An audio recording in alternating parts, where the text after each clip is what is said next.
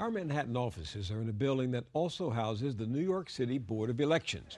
So this is the season when we hear above our heads the sounds of heavy objects rolling across the floor into freight elevators. The moving men have arrived, and what they're transporting are voting machines being carted off to polling places. It's reassuring, the sound of those big metal boxes being rolled out so we can cast our votes. But democracy's great vulnerability, as we all know, is that our political class doesn't really trust what comes out of the ballot box on Election Day unless it has first fixed what goes in. We just had that happen here in our fair city.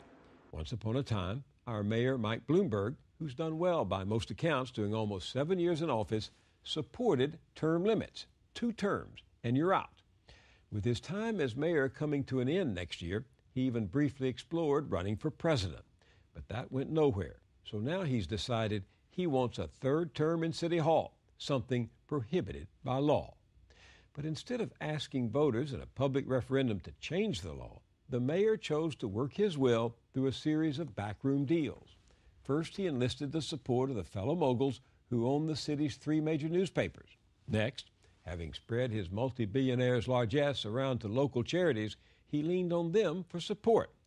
Then he strong-armed the city council, whose members also get an extra term if the mayor does. Presto, it worked.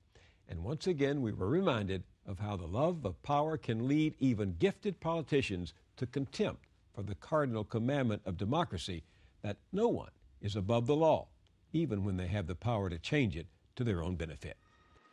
And then we have the spectacle of Alaska Senator Ted Stevens, 84 years old.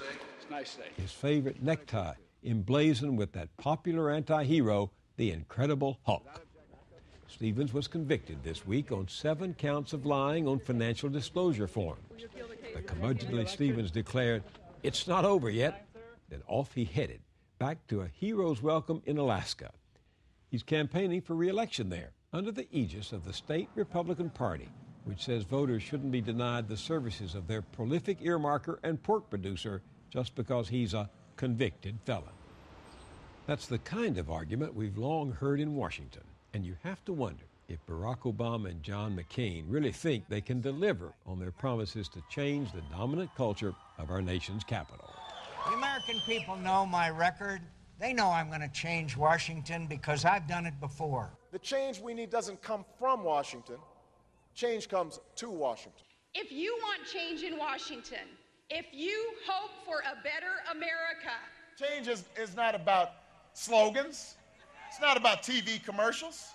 Change is coming. Change is coming. Change is coming. But will change really come? Is the power of money so entrenched and incorrigible that real change in Washington is impossible, no matter what happens on Tuesday? My next guests have some opinions on that. They're real reformers, nonpartisan champions of the public interest, who have the scars to show for it. Joan Claybrook is considered one of the founders of the modern public interest movement.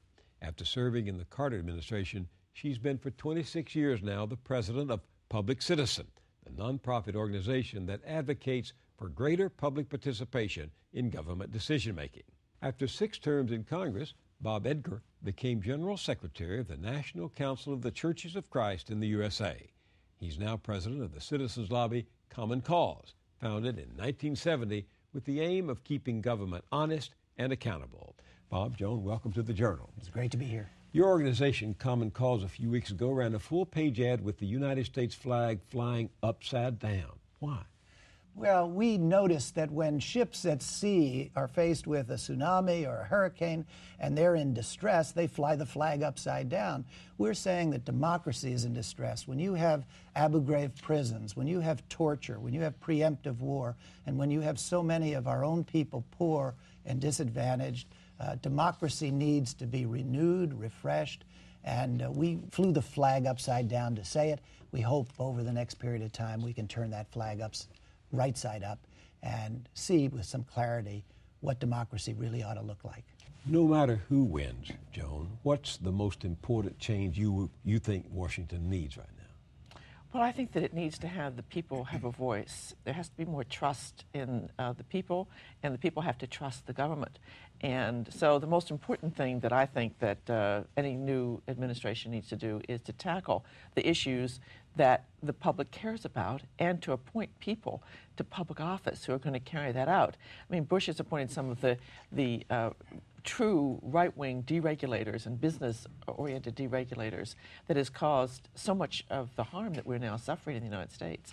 And so the people that he appoints, I think there are all sorts of signals that can be sent by the new president. Signals of what kind of inauguration they're going to have. Is it going to be fur coats and limousines, or is it going to be the people's inaugural?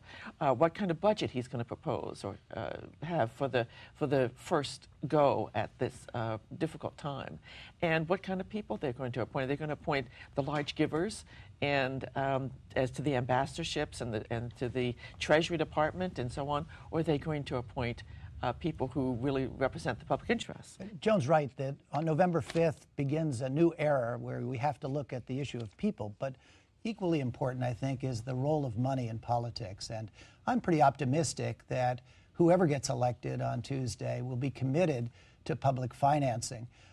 There's been a lot of feeling and rumors that because Obama didn't sign up for the presidential public financing system, that suddenly that whole system is broken.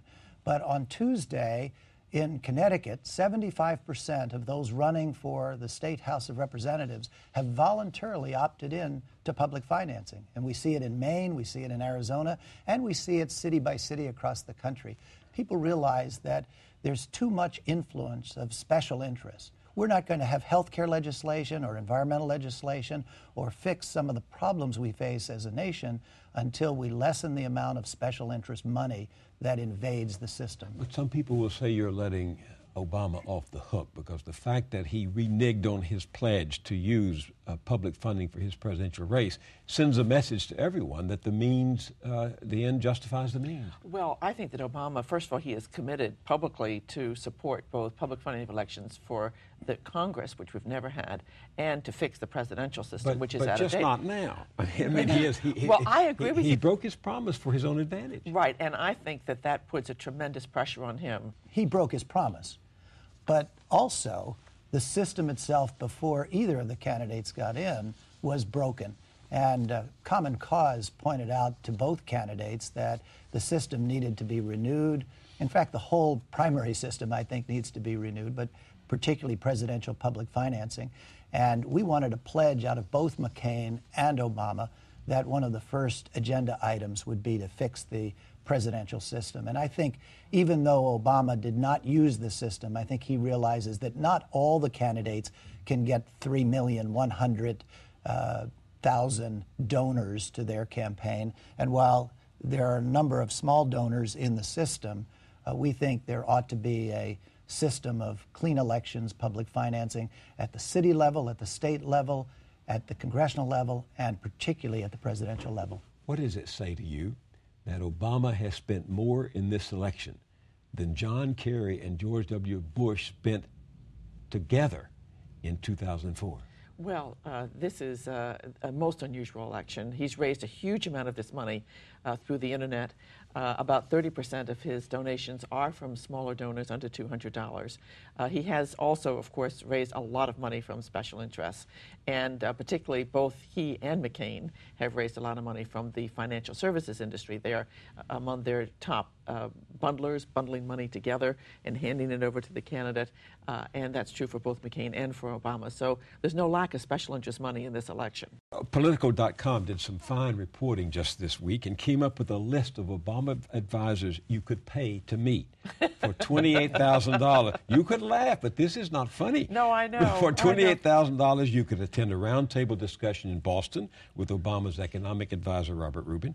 For $2,500, you could attend a reception with his close advisor, Tom Daschle, who is widely mentioned as his chief of staff. For $2,300, you could have lunch with his senior health care advisor. For $10,000, you could dine with a senior foreign policy advisor. For $28,500, a reception with Michelle. Seriously, Bill, this sounds like business as usual. It does. No. Well, Bill, it's exactly what both political parties do every 4 years.